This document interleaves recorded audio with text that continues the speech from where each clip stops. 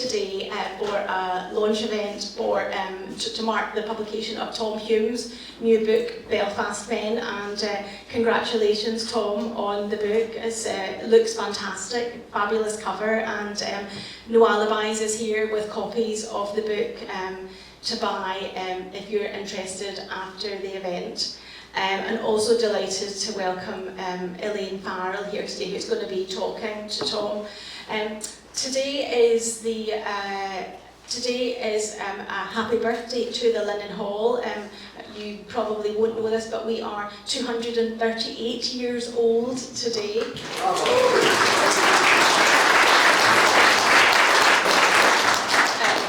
Thank you so much to all of you for your support. We wouldn't be here without the readers and the supporters of the library. As I say, we began 238 years ago today as the Belfast Reading Society, so it seems very appropriate and apt that we are here today with an event that's all about reading and books and about Belfast. And I like to think that the founders would be very proud to see us here today talking about Belfast stories and Belfast people. So I'm delighted for that today. Tom Hulme has been in the library before speaking, and we had a fantastic event with him. He was talking about some of the research that he'd done for this book. So it's great to have him here with the actual book. I'd say that many of you in the room know him already. He's a cultural historian of modern Britain and Ireland, a reader in modern history at Queen's University Belfast, and principal investigator of the AHRC project Queer Northern Ireland, Sexuality Before Liberation. His first book was After the Shock, where he used the shock cities of Manchester and Chicago to understand both the theory and reality of civic belonging. He's here today to mark the publication of Belfastmen, An Intimate History of Life Before Gay Liberation, just published with Cornell University Press. And the book covers all aspects of queer life from 1890 through to 1960. He's been getting fantastic media coverage for the book. You may have seen the piece in The Guardian or the piece in the Belfast Telegraph. If you didn't, you can look them up online and look out for a review of the book this coming weekend in the Irish Times. So great to see it getting such deserved attention in the media. And talking to Tom today is Elaine Farrell again. Elaine has been here before talking about, as many of you know her already, maybe through the Bad Bridget project. She's a professor at Queen's, and she has 3 books, and the third one was Bad Bridget. And I mean, I was going to say, you knocked the ball out of the park, you and Leanne McCormick, because it was an exhibition, a podcast, a book, and hopefully coming to a cinema near you, a film. So 2 fantastic historians, and I'm so looking forward to hearing more about the book and to the chat. Thank you very much.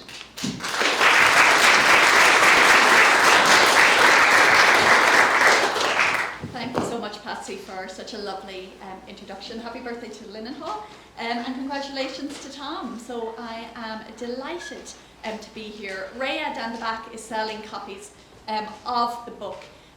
Limited copies, so push a few people out of the way to make sure that you get a copy at the end. So Tom, I wanted to chat to you about the book. So across 6 chapters, you offer us insights on various sexual encounters. So can you talk to us about the variety in queer relationships that you see? Thanks, Elaine, and thank you also to Patsy for the introduction. I think it is great that we're still talking about Belfast histories 288 years after the founding, although I think they'd be surprised if they knew just what kind of histories we were talking about today. They would be possibly turning in their graves. Not at all. But yeah, I mean, there is a whole diversity of encounters and experiences and identities and understandings of the people that lived in Belfast 100 years ago. And I think the important way to understand that is that what we conceive of sexuality, or what we could call homosexuality, or gayness, or queerness, or LGBT, all these terms you might want to use, are actually relatively recent.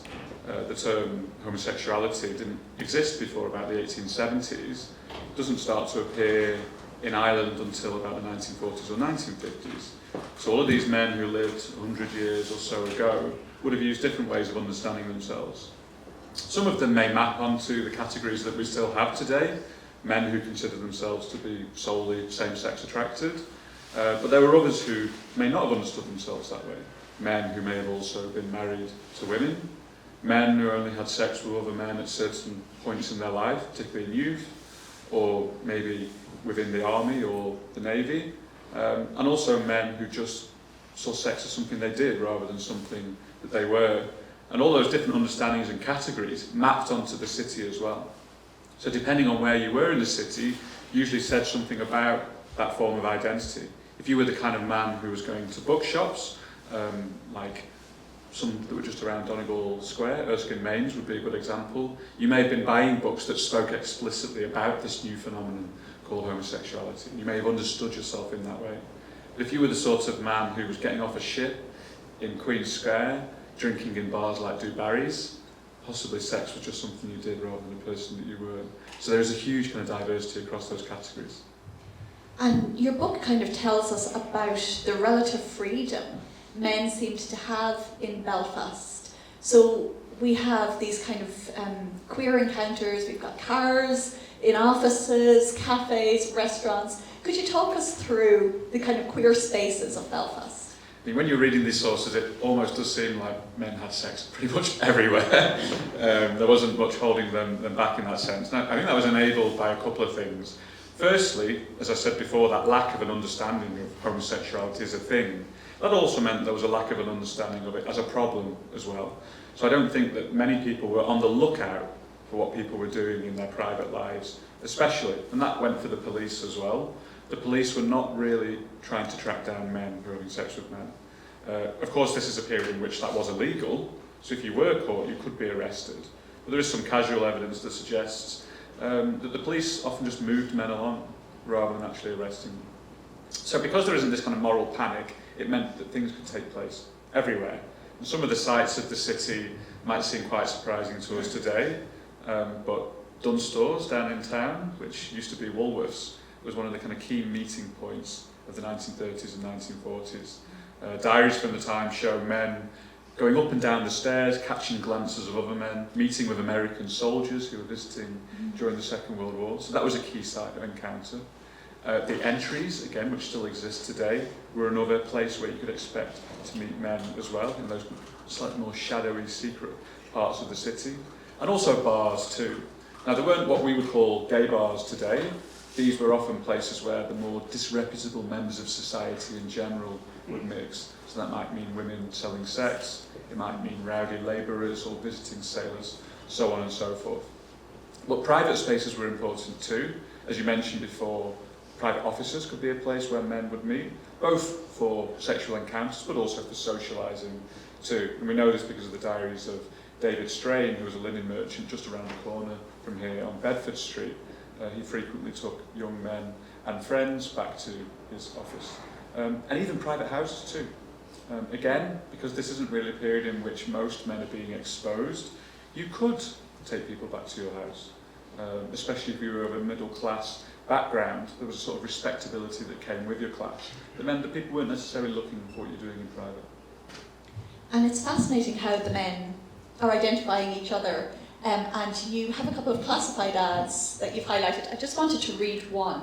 So it's from the Belfast Telegraph in 1914, and it's one of the classified ads. It's entitled Chum. Young man at business, companionable, would like to meet another for walking, amusements, holidays, etc. Reply in confidence. So besides these kind of classified ads, how else are these men meeting each other? There's a range of inventive means by which men could meet other men. The most simple is using the streets of the city. It's walking down the streets, pausing to look into windows, waiting for a reflection, staring back, catching the eye of someone, asking for the time or a match for your cigarette, starting a conversation through which you might learn more about someone and then realise or discern whether they might be of the same persuasion as yourself. So asking them perhaps, are you married? Might be a simple opener. what do you like to do in your spare time? What books have you read is a really familiar one.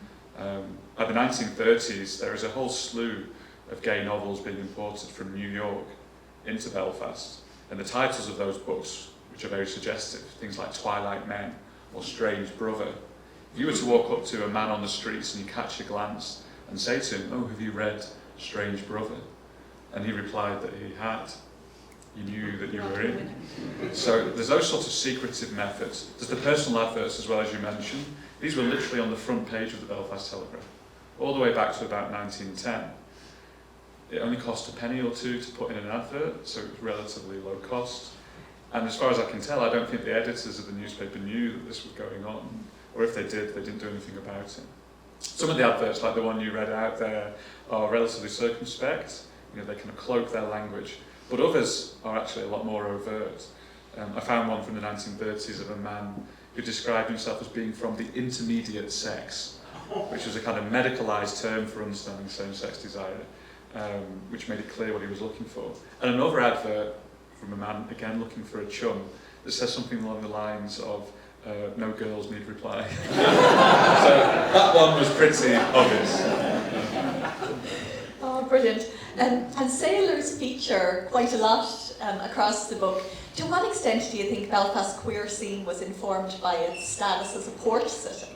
I think hugely. I think that's a really important part of the story. Sailors don't just bring themselves and the bodies of themselves into cities, they bring knowledge from outside cities as well. It's quite familiar to hear from sailors at the time that they understood what same-sex desire was, or men who had sex with men, because of their experiences on board ships. So a lot of the men who seem to be operating in the cruising scene of the city are from a naval background. Some of them are doing it out of sheer pleasure or desire, and you can trace that by the fact that some of them turn up in the records consistently through the decades. But others are selling sex to more middle-class men who have the means to pay. So they're a really important part of the story. You find them in the bars as well. Du Barry's, which I mentioned before, some of you may remember Du Barry's, I think it was shut in the 1990s. It's kind of notorious bar/brothel. It's not quite as well remembered though that it wasn't just men looking for women who were selling sex in that bar, but also men who were looking for other men. And the sailor was the kind of the key character of that. Sailors tend to be eroticised by men as well. You know, the gruff manly uniforms, the muscular bodies, the tattoos. These are all things that hinted at that kind of masculinity that was so desirable to many men. Absolutely. Now, we're both low-ins here in Belfast, I suppose you could say. So to what extent did you find it easier to research about Belfast, not having grown up here? And did you trace some of the paths of some of the individuals while you were researching them? Yeah, so it was a kind of a labour of love and a personal journey writing this book. You know, I arrived in Belfast about 10 years ago now. I didn't really know much about the city or more about Northern Ireland in general. Although unlike a lot of English school children, we did actually study the Troubles at school, so I had some knowledge that would put me above probably 99% of English people. But learning about the history of the place was important for me to kind of feel like I was at home somewhere very new and very dislocating. And I think there was a benefit to not necessarily having a hugely preconceived notion of what gay life may have been like here. And also having an academic background as someone who had studied the history of sexuality in other cities that were far more well known for same-sex cultures, like Berlin or New York or London. But that meant, I think, that possibly some people who know Northern Ireland better in a personal sense, who've grown up here, they remembered the very difficult decades of the recent past, where despite the fact that there was a gay rights movement, life could be incredibly tough. And I think it's possible that those people couldn't understand or necessarily imagine a different world that may have existed before. Now, what we do as historians is we go into that world, try to leave behind any preconceived notions and reconstruct it on its own merits. Now, that took a long time because the source material is dispersed across the world. It is often quite tricky material to use as well. It originates in the legal system. But gradually, that ability to piece together that world, I think, was helped by the fact that I was seeing it afresh. I didn't have any preconceived notions. And then part of that journey was trying to visit those places in the city where I could see that history happening. And it helps that a lot of them still exist. So Queen Square, which was a really notable part of the city for cruising in the early 20th century, famously mentioned by Roger Casement in his Black Diaries, that is still there, of course, and you can still see that geography and topography. The entries, again, which were a really key site, they are still there as well. And there are all sorts of different echoes of the queer past as well. You spend some time in the grounds of the City Hall, you'll see the statue of Sir Daniel Dixon. He appeared in court in 1904 to provide witness testimony for an employee who had been arrested. If you walk past the newly opened Bedford Hotel, you'll see in the ground there is a mosaic to a man called John Milligan. His son got himself in a scandal in about 1916. So these little echoes of the past are all around the city. And I think appreciating the size of Belfast by journeying around it helped it as well.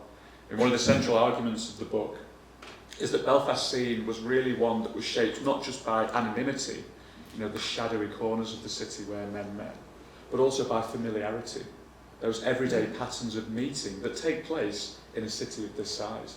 Belfast isn't London, it isn't New York, where the streets teem with thousands of people at once, where you might meet different people every day.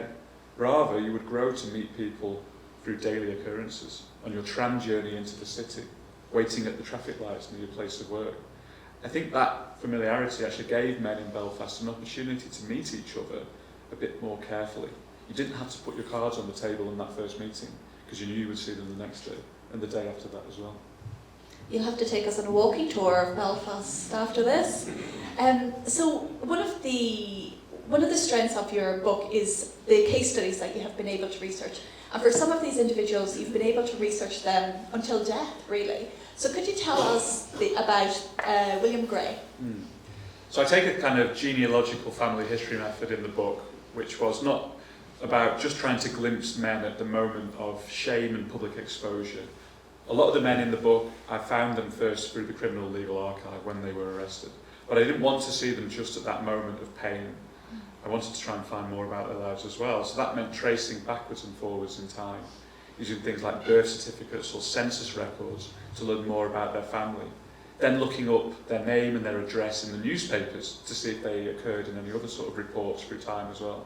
By using those methods, you get this much broader picture of many of the men who are involved in the book. So William Gray, as you mentioned, he was from a sailing background. He grew up in East Belfast, not far from the Queen's Docks, and his father was a sea captain as well. And his story is particularly interesting because it is quite easy to document through those genealogical methods. After he got arrested in 1926, he served time in prison, and he was massively shamed in the local newspapers. Local newspapers reported his crime, where it had taken place, and it was very clear who he was. He was a relatively notable civil servant. He worked just across Donegal Square from here. So his life was essentially ruined by that accusation. But the useful thing for me was being able to look at things like shipping registers using Ancestry.com to find out that as soon as he was released from prison, he emigrated to live in the USA with his sister. So what started as a really traumatic story for him had a relatively happy ending. They lived together for the rest of their lives. And when he died, in the 1940s or 1950s, there was an obituary to him in the local newspaper in Quincy, which is in Massachusetts. So you again get a sense of not just how important Belfast as a kind of maritime city was for bringing in information, but it also provided those routes for people to leave as well. And the Irish diaspora that of course spread out across the world provided a kind of welcoming home for those people as well. And you've got many of these kind of fabulous case studies in the book. But one man who features across all chapters is a man called David Strain, and you're going to read us a little extract from the book where you first introduce him. So Joseph Wilson McCulloch was born in 1920 and grew up in a working class district of West Belfast, where his father and uncle ran a small grocer's shop. Instead of following them into the family business when he left school, McCulloch first found a job in Henry Mathias, a well-known manufacturer of linen handkerchiefs. At the age of 18, he then took up a position in Clifford's, a British company that sold the unmistakable London cut in men's clothing on affordable credit to provincial shoppers. When he was not working in the high street store, McCulloch was a familiar face on Belfast's queer scene. In 1938, he was picked up by David Strain. The older man had been driving his car on July the 12th while trying to avoid the marching Orangemen who took over the city on that day, when he met the eyes of McCulloch, tailoring scissors still in his top pocket, from across the street. McCulloch confidently went over to the driver's side to make conversation and happily accepted the offer of a lift. Before dropping McCulloch off a couple of streets from his home, Strain took the young man's hand and found his caresses eagerly returned. "Do you know," Strain remarked, "I think we will become good friends. At least I hope we will, because I like you." After complimenting the older man on his beautiful eyes, McCulloch made his own feelings clear by leaning in to receive a kiss on the forehead before promising they would meet again soon. Just under a week later, David Strain took Wilson McCulloch out to his country hut, where they kissed more passionately after talking about Oscar Wilde and their shared experiences of trying to find partners in the city. "Have you had any men friends?" Strain tentatively asked. McCulloch admitted that not only had there been others, but there was one at that moment too. Thank you very much.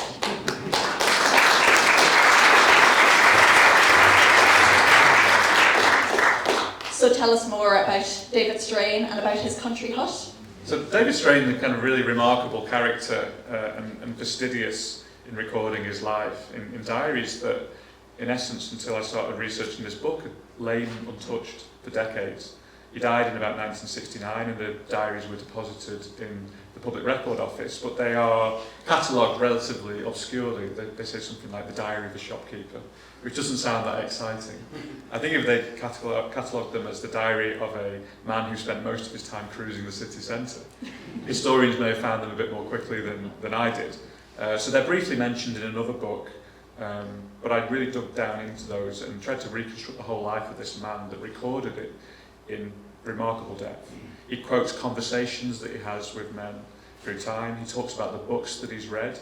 He talks about using the Belfast Telegraph adverts as well, which is one way we know that they were definitely queer coded.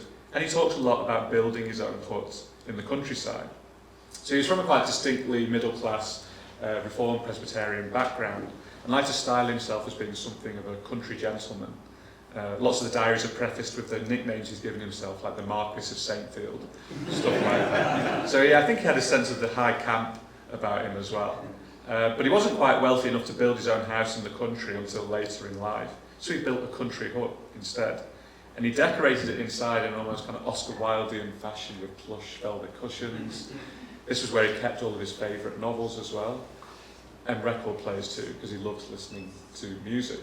But this was a place where he could entertain as well. So there was a whole social circle around David Strain who used this hut as a kind of get-together.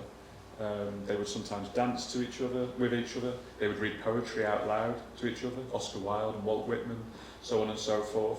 And I expect also there were sleepovers taking place too. The hut I don't think exists anymore, but there was a house built next to the hut in the 1930s that David Strain lived in with his mother after his father died, and that still exists today. So it was a really remarkable place, a queer idol, if we want to think about it in that way. And how, you mentioned David Strain's mother, how do family and friends react to these queer men? And one story that kind of jumped out at me is that there's a 21-year-old hairdresser, and he has this very insightful obituary as well, which you quote in the book. There's a really fascinating family dynamic here, and again, we were talking before about the expectation you might have when you look back at Belfast's gay history, and you might expect it to be difficult or dangerous. But a lot of the time, in this era when there was not much public knowledge, sexuality was almost something of an open secret, that the families of these men often knew on some sort of level that their brother or their uncle was a bachelor of a certain kind, but they didn't necessarily dig down into that, and there was a remarkable degree of support and what we could see as maybe benevolent tolerance of these men as well. Now that expressed itself in a lot of different ways, and it'd be fair to say that these men were important parts of their families as well. So we find evidence of men serving as father figures for nephews, often living with their nephews and nieces if they're living with a sister or another brother, for example. Sometimes when those brothers or sisters passed on, that bachelor uncle took on an even more important role. And the same thing happens in reverse as well. If a man is unfortunate enough to be arrested it is his family who comes to his aid.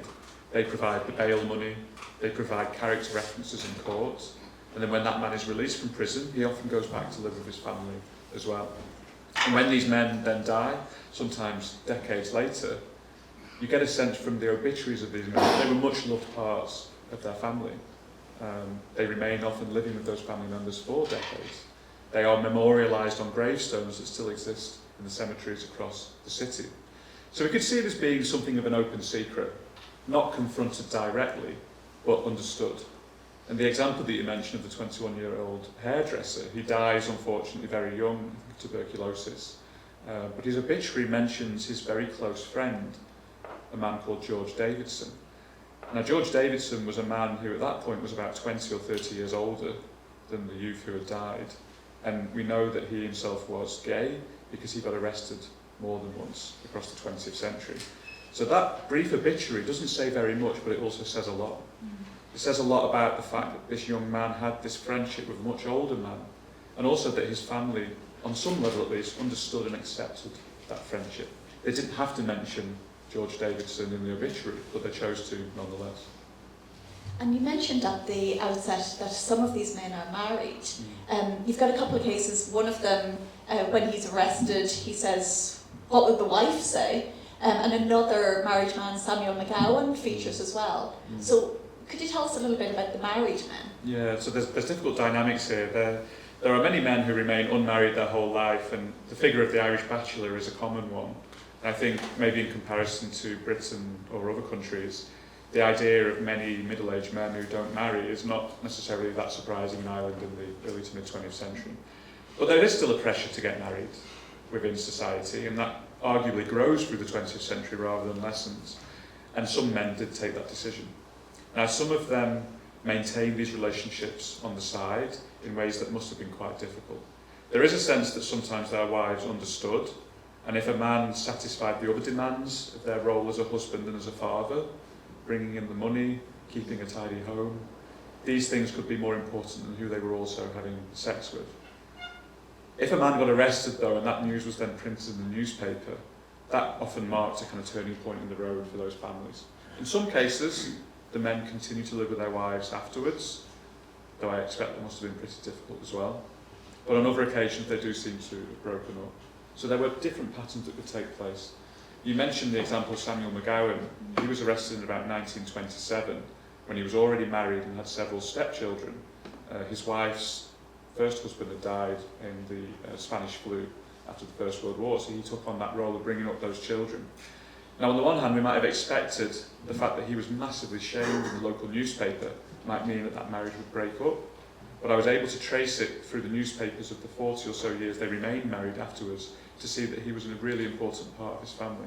And again, when he died in the 1960s, there are really beautiful, heartfelt memorials from all levels of his family in the newspapers. So while that life may have been difficult, may have depended to some degree on an open secret, it was maintained nonetheless. You talk in the book about violence against queer men. To what extent do you think that they were targeted in that way? And also, we see treating come up in the book as well, and potentially kind of social or economic exploitation of these older queer men. That's definitely a part of life in Belfast, as it was for men in other cities as well. When I was talking about sailors before, I spoke about this idea of the idealising of the masculinity of the sailor as this kind of rough and tough figure who was nonetheless available if you were willing to pay. Now that dynamic is present across the scene of Belfast, and there are many examples of younger men in particular, the late teens into their mid-20s, who were having relationships with men that we may see as somewhat exploitative, although we might ask who was exploiting who. The older and more powerful men were paying the younger men, but the younger men defined the parameters of that relationship, what they were happy and what they were not happy to do. So there is a kind of difficult power dynamic at play here. How we judge that from the present is difficult, because part of the gay liberation movement that took place in the 1970s was about defining relationships as being between equals. Men of the same economic stature, men of the same class, men of the same sexuality, above all. But those sorts of demarcations didn't really take place in the past. There was a real kind of complexity to those relationships. And if we're thinking about things that might be unique to Belfast or potentially this time period, how do these men reconcile their relationship with religion? So religion, as you would expect, is a major element of these men's lives, but in ways that might seem quite surprising to us today. So again, the main faiths in Belfast at this point are not talking about same-sex desire at all. Two reasons. Firstly, to many men of the cloth, this was a topic that was just untouchable. They didn't understand it, they didn't want to understand it. It's also the case that there isn't much information being foisted on them from other avenues instead. So if you were to go over to Berlin or New York in this period, doctors and scientists would be talking about sexuality all the time. But that is not happening in Belfast at all. There is no medical profession talking about this new social problem of homosexuality. So that meant if the priests and the reverends were not talking about it, men could use religion in ways that they wanted to. So we actually find evidence and examples that men looked to their faith to help them understand their same-sex desires. They looked to models of things like David and Jonathan in the Bible, this close, intense male friendship. And they understood their own relationships and desires through that same frame of reference. On the other hand, there could be negative impulses too. Men may look to the Bible for guidance and see that sex between men and certain sexual acts in particular are seen as being sinful, and they would then restrain themselves from taking part in those acts. Other men just ignored the Bible altogether, and there could be a degree of hypocrisy. People who attended church and on the face of it conformed, but in private did not. But also many men used the church as a socialising example or experience too. So the Church of Ireland Young Men's Society, for example, which existed in Belfast, many men met other men through that church. There's also nice examples of men from different faiths going to church together in much the same way as well. So the role of religion is a really complex one. It's not really until the 1950s and 1960s when there was a much larger debate about the decriminalisation of sex between men that the churches in Northern Ireland, as we might expect at that point, come out mostly not in favour. That then makes it much more difficult for men. But even before that point, you can see examples of guarded tolerance as well. So Sharman Stevenson, for example, who was a postman arrested in the 1920s, we know that his church was actually relatively helpful and accepting because David Strain records in his diary how he was at a service and the Reverend asked everyone there to pray for Sharman Stevenson, who had been arrested. When he was then released from prison, he continued to worship at the same church. When he died, he left money to the church as well, and he was buried in the graveyard too. So I don't want to discount the fact that that might have been a very difficult experience for him. I'm sure there were whispers making their way around the church as well, but that didn't mean he was necessarily cast out by religion. It's amazing to have Strain's diaries to get a record of things that wouldn't otherwise be recorded in paper. Tell us a little bit about political intervention. So politics and sexuality have often been entwined in interesting and what we might see as quite difficult ways, and you only need to go all the way back to ancient Greece and ancient Rome to see how accusations of effeminacy in particular could be politically weaponised. Now, as Europe, and of course Ireland within that, becomes more Christian as time goes on, there are new understandings of natural and unnatural, and accusing people of doing something unnatural is a great political weapon. We only need to look at the example of someone like Roger Casement to see how his same-sex desire was weaponised against him. Now, how that plays out in the north is very, very interesting. When you get the creation of the two states in the early 1920s, the Irish Free State really doubles down on morality, as I'm sure you know from your own work. Part of that means regulating men and having sex with men. Arrests begin to skyrocket. There are public reports about the problem as well. But in Northern Ireland, which is more of a continuation of a state rather than the formation of a new one in many respects, they don't want to draw attention to the fact that men who have sex with men exist in the province. That would be bad in terms of public relations, and especially as Northern Ireland has a conception of itself as being the most moral corner of the United Kingdom. So what that means in reality is if figures of a certain background, elites from a unionist persuasion in particular, get themselves caught up in same-sex scandals, the state sometimes intervenes to make sure that that information doesn't make it out into the public. And we see this happening in a variety of ways, all the way back to the early 20th century. So one of the case studies I use in the book is of a man called Richard Lutton, who was the private secretary to Sir Daniel Dixon. Now when he gets arrested, he tries to bribe the policeman by saying, you know, I'm Sir Daniel Dixon's secretary, I can get you a promotion. But the policeman ignores him and he goes on trial nonetheless. Now the fallout from that trial is huge because the judge, in essence, lets Richard Lutton off. Richard Lutton's excuse is that he had too much to drink and he couldn't remember having sex with another man. And the judge says, fair enough. Now, as you might expect, Richard Lutton, working for Sir Daniel Dixon, he's heavily involved in elite unionist circles. The Irish nationalist press were not very happy about this having taken place. The Donegal Independent reports on this case and suggests that this is just another example of the Mason lodges and the Orange Order intervening to help their own. So there is this kind of current of intervention to help men of a certain political class, and that continues all the way into the post-war period too.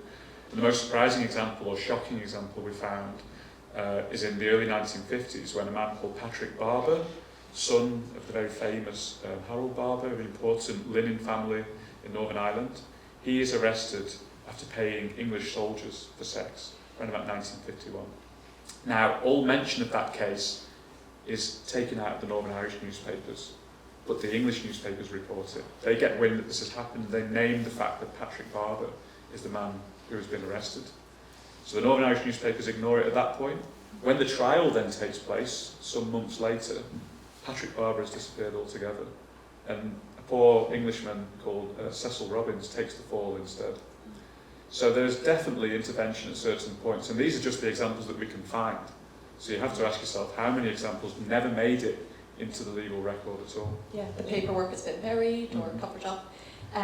It's fascinating. I'm going to open the floor to some questions, but before that, Tom, have you been contacted by any of the families of any of the men in the book, and what has the reaction been? Yeah, so that's been a really interesting experience. So David Strain is obviously a central part of the book. I did try to trace his family members, but struggled to do that. But they heard me talking about him on the radio, and so they got in touch and they invited me into their home. I met his nephew, who remembered his uncle all the way back into the 40s and the 50s. Unfortunately, since passed away, Malcolm Strain. And they also showed me a variety of heirlooms that they'd inherited from David Strain as well. So a particularly nice pair of gold cufflinks with his initials on. I did ask if I could have those and they said no. Always worth trying, Tom. But also family photographs that I hadn't seen myself from the collection that exists in Prony. And they gave me memories that I otherwise would not have been able to access. Now, given David Strain's diaries run to about 2 million words, and I've read almost all of them, I do have a pretty good sense of his character, his personality. But it was really nice to hear from his family members that my sort of impression of him as a quite prim and proper, but also quite loving and friendly man were, in essence, entirely right. So that was great to meet members of his family. I've also taken the opposite route, which is to get in touch with people that I've found through the records. Now, I did my best here to try and stay on the right side of ethics. I didn't contact men who had been named in criminal legal material, because I didn't want to out them a second time. But other men who I'd found through different sort of genealogical methods or through diaries, I did get in contact with their families. And that could go both ways in a sense. One man, I contacted his family, and despite the fact he'd lived with a male partner his whole life and his family knew about this, they didn't want to be involved in the project. They said he was a very private man, that I was welcome to publish what I wanted, but that they weren't interested in being interviewed. Whereas another man, I managed to find his nephews through his will, and I contacted them and they wrote out a whole memoir for me and sent me photographs of their uncle as well. So that's been a really amazing experience, getting to know the families of some of those men. And I really hope that now the book is out, that more people will get in touch as well. And you've got some beautiful photographs in the book as well, they're really lovely. Do we have any questions from anybody here? I will bring the right. Thanks very much, Patsy. Here.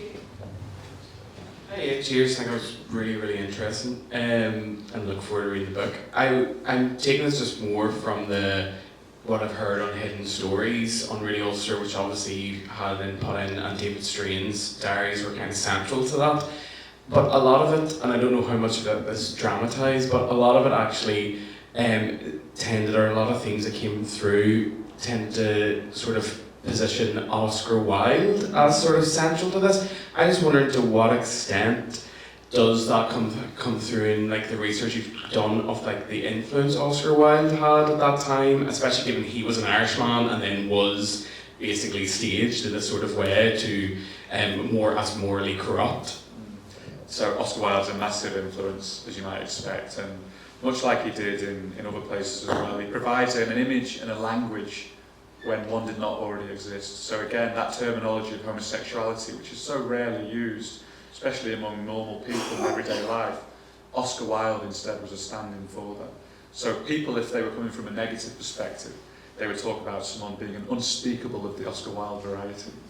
But others instead used Oscar Wilde as a more positive model. And I found examples of that in many different sources in Belfast. And he was a great topic of conversation for men who were meeting each other for the first time, asking, had you read the works of Oscar Wilde? What did you know about his life?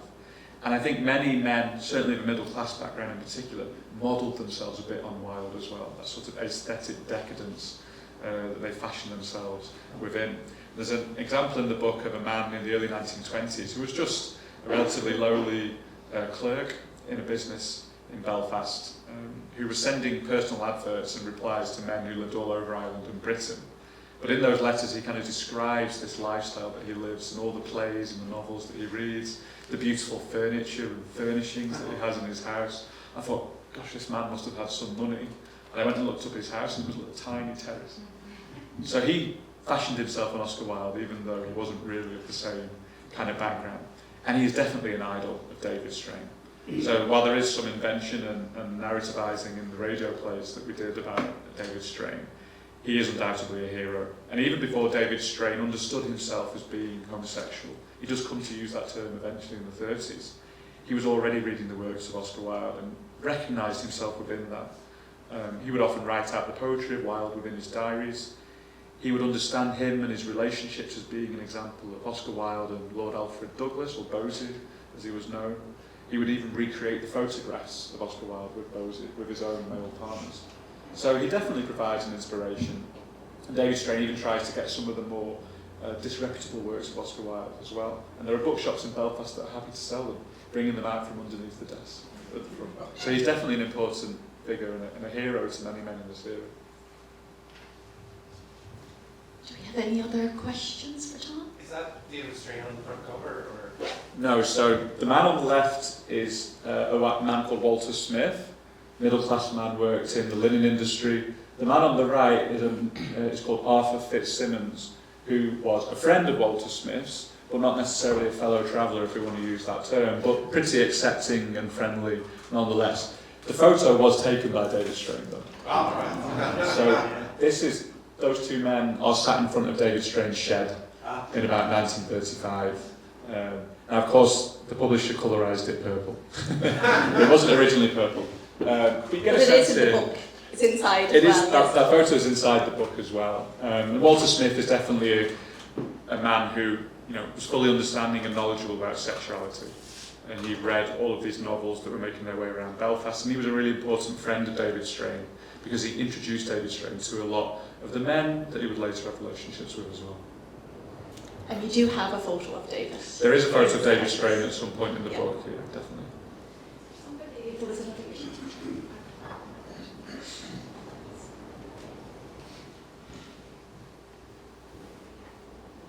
Has life got easier since? So I can't hear you then. Has life got easier since the sort of 40s, or when 40s was easier, now it got worse, and it got easier? Is that what you think? Yeah, I mean, one of the key things we try to teach students at Queen's about history is that it never moves in a straight line. We never move from repression to tolerance, from fear to hope, from perils to possibilities. These things go up and down. So the 1950s was a particularly difficult moment for men who had sex with men because of the various moral panics that were taking place on both sides of the Atlantic. The exposure of spy rings like Guy Burgess, the so-called Red Scare in the federal government in Washington, and then with the conversation about decriminalisation in the 50s and the 60s, that awoke a lot of new fears as well. So life got pretty tough in the 1950s and 1960s. But then, of course, you got the rise of the gay rights movement in the 1970s.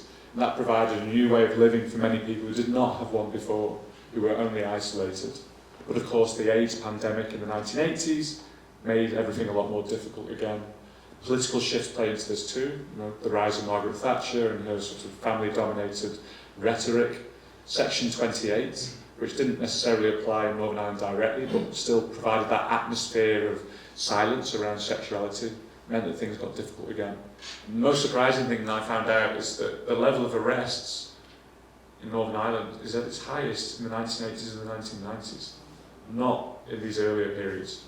By the 1980s and 1990s, the police are staking out secluded areas like Bangor Castle, trying to catch men who are having sex with men in the shadows or in the forests. That's not happening earlier on in the period. Pardon? Sorry, and entrap them. And entrap them, yeah, so the use of so-called pretty police to entrap these men. So that is taking place in the 1980s and 1990s.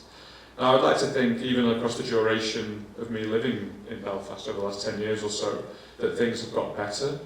We're living through a kind of renewed moral panic now, particularly for trans people. So these things never just move in a straight line, unfortunately.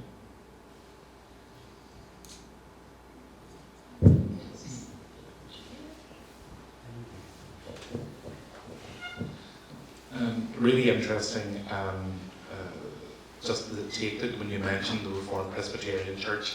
I come from that background myself, and having grown up in it, one of the interesting things for me to experience was the enforced conversion therapy that was carried out, and it was still the same ones that they would have carried out from the early 1900s. Having gone through it 3 times, I can confirm that it wasn't successful. But for me, just hearing you mentioned it, one of the things, I'm not sure if you mentioned in the book about religion in Northern Ireland, is that actual practice of shunning that was carried out for people who were caught in sexual acts with the same sex, and how that actually still continues to today. But I have an interest. I actually visited a gentleman in a nursing home who was shunned. He was the son of a minister in the Reformed Presbyterian Church. He was caught in a sexual act in the late 1980s in a public toilet, where he was set up really to be caught. And he has no family at all that visit him. And it's so sad to hear his stories, but to actually also hear how he has so much oral history. I mean, he knew everybody in the gay scene in Belfast, and his late partner was about 35 years older than him, and he carries his oral history as well. And just some of the people you've mentioned, the names sound vaguely familiar, so it's reassuring to see that they're not going to disappear whenever David passes, and your book will carry on. So thank you very much for that. Well, thank you. That's really interesting. You'll have to pass on the details if he's willing to talk to me. I'd love to hear from him. And yeah, conversion therapy is an element of the book that only comes in relatively late in the period that I'm looking at.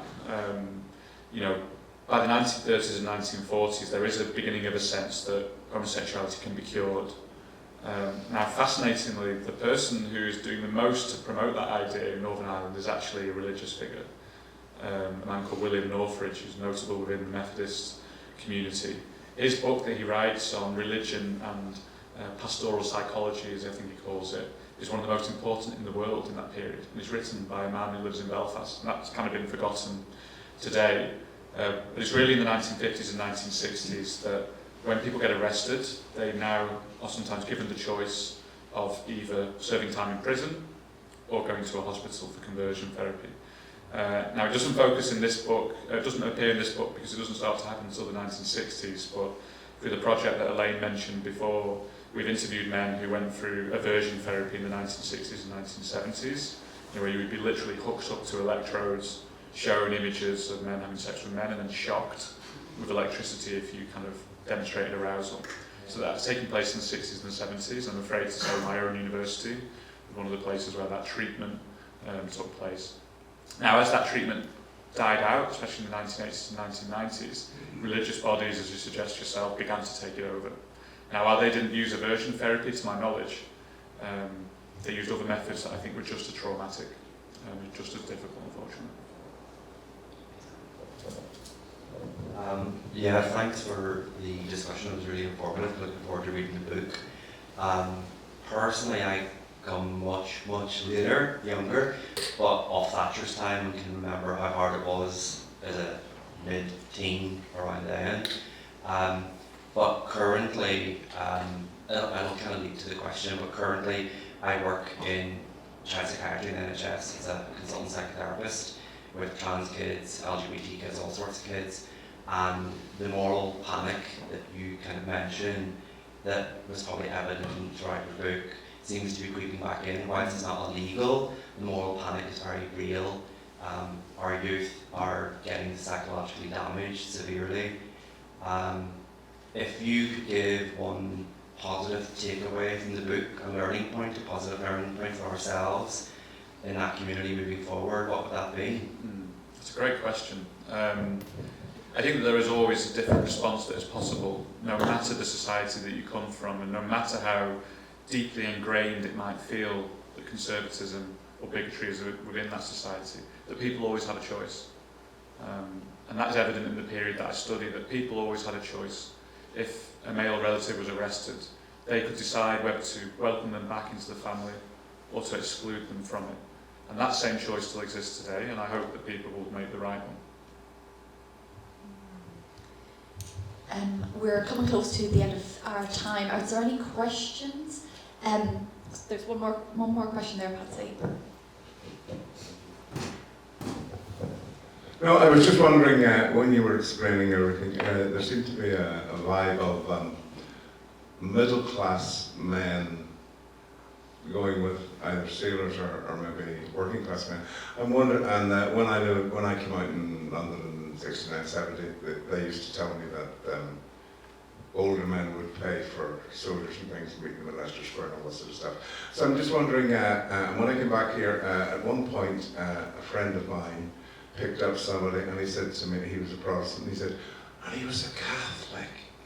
So I'm just wondering, is there any vibe of that, whether, I mean, almost every single name you've mentioned seems to me to be a Protestant name. Were the Catholics all secret, or was there any, was there, I mean, it's like I knew somebody from North Carolina, and because he was white, the men that he was attracted to were all black. Was there some sort of cross-community thing? I don't think it's funny. I think it's quite a good question. I mean, I'm just wondering if that vibe exists, or it's my imagination. Thank you. Thank you for pulling the pin out of that grenade and just throwing it into the middle of the room there. Yeah, I mean, it is the case that the period in which I'm looking, the proportion of the population that's Protestant is about 75%, so there is a natural bias in the material. It's also the case that Protestant men are more likely to be from middle-class backgrounds. Men from middle-class backgrounds are more likely to record their own sources, so things like diaries, for example. So there is a skew in the material. However, there are plenty of Catholic men in the book as well, and not just as the paid partners of Protestant men, but as kind of equal lovers as well. And that goes all the way back to the 1890s. The man who I start the introduction of the book with, he was in a so-called Emerald Troupe, which is a kind of Irish nationalist dance movement in the late 19th century, and him and the men, friends that he was having relationships with, were all based around kind of the west of the city, but they were also mixing with Protestant men as well. So I think there is a degree of crossover, certainly in the cruising sites of the city, mostly just out of necessity. You know, it's very difficult to tell just by looking at someone. Well, I would find it difficult to tell whether someone was Protestant or Catholic just by looking at them, especially if you're in a darkened alleyway. So, you know, encounters happened across religious lines for that basic reason. But I think also there is a degree of tolerance and acceptability as well. So David Strain was an arch Protestant, I think it would be fair to say, and an arch defender of the idea of Northern Ireland. Now he employed Catholic men to work in his business, was often upset if they sort of demonstrated any sense of nationalism. But that didn't stop him from having relationships with them as well. And into the 1940s he was often friends with men who would come up from Dublin too. So there is a degree of crossover, and I think that's one of the memories of the later era of gay liberation in Northern Ireland is that the scene was relatively desectarianised, and I think that was the case in the past as well. But there were still power dynamics that you would expect in such a society. Right, we better bring it to a close. Thank you so much for coming here this lunchtime, and thanks to Tom. I'm just going to pass over to Patsy for the closing words. Yeah. Thank you very much. That was such a fascinating conversation. Elaine, you did an absolutely brilliant job talking to Tom, and Tom, I think we'll all leave here thinking that that sounds like a fantastic book, and so grateful to you for discovering those diaries and for doing all of that original research and uncovering the stories. And yeah, so congratulations. There are some copies of the book available for sale at the back there. We only have a limited number today, but they are available in all good bookshops. Although I think they have been selling fast. So do look out for it if you don't get a copy today, and look out for the review in the Irish Times at the weekend. And I am sure that this research is. There'll be so much that will come from that. You know, it's great to have that body of work there about those men and about Belfast. So thank you very much, and congratulations, Tom.